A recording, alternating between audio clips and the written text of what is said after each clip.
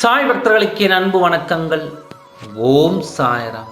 என் அன்பு குழந்தையே, இன்று வரை உன்னை பணயமாக வைத்து உன் வாழ்க்கையை கெடுத்து உன் கண்ணீருக்கு ஆளாகி இன்று வரை எந்த காரியத்தை நீ கையில் எடுத்தாலும் அதை தடை செய்து கொண்டு உன் கண்ணீரை ரசித்து கொண்டு கைகள் கட்டியதை கொண்டாடி கொண்டு உன் வேதனையை அவர்கள் மகிழ்ச்சியாக்கி இன்று வரை வாழ்ந்து கொண்டு இருக்கும் உன் துணையின் இல்லத்தை பற்றி பேச வந்தேன். அப்பா சொல்கிறது புரிகிறதா? உன் துணையின் இல்லத்தில் இருப்பவர்களை பற்றித்தான் இந்த நேரத்தில் நான் பேசிக் கொண்டிருக்கின்றேன்.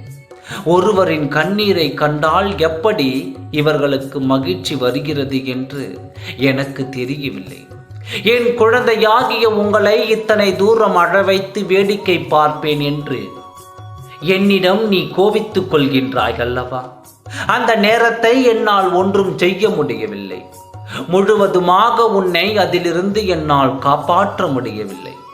ஏன் தெரியுமா? அது உன் விதியாகிவிட்டது. அதை நீ அனுபவித்தே ஆக வேண்டும் என்ற கட்டாயத்தில் இருந்தது. அதனால் அதிலிருந்து உன்னை விலக்கி அதை குறைவாக உன்னை அனுப்பும்படி செய்ததுதான் இந்த சாயப்பாவால் இந்த நேரத்தில் முடிந்தது. முடிந்தவரை உன்னால் முடிந்த துன்பத்தை மட்டும்தான் நான் உன்னிடத்தில் அனுபவித்துக் கொண்டிருக்கின்றேன். உனக்காக பெரும்பாலான கஷ்டங்களை உன் சாயப்பா நான் அனுபவித்துக் கொண்டிருக்கின்றேன். இதையெல்லாம் நீ அறிய மாட்டாய். நீ அறியாததையும் உனக்கு ஏத்ததாகவே கூட உன் சாயப்பாவினால் உணர முடியும் என்று உனக்கு தெரியும் அல்லவா? உன் எதிர்காலத்தை பற்றியும் நான் அறிவேன் என்ற உண்மையை உனக்கு புரியும் அல்லவா? அப்படி இருக்கும் பொழுது எந்த விதத்தில் என்னை நீ மனதார சங்கடப்படாதே. என்னை நினைத்து நீ சங்கடப்படாதே. உன் நிழலாய் உன்னுடன் உன் அன்பிற்காக நான் காத்திருக்கின்றேன். அந்த அன்பை மட்டும் என்னை இழக்க வைத்து விடாதே. இத்தனை காலம் அந்த கர்மவினை உன்னுடன் விளையாடி கொண்டிருந்தது.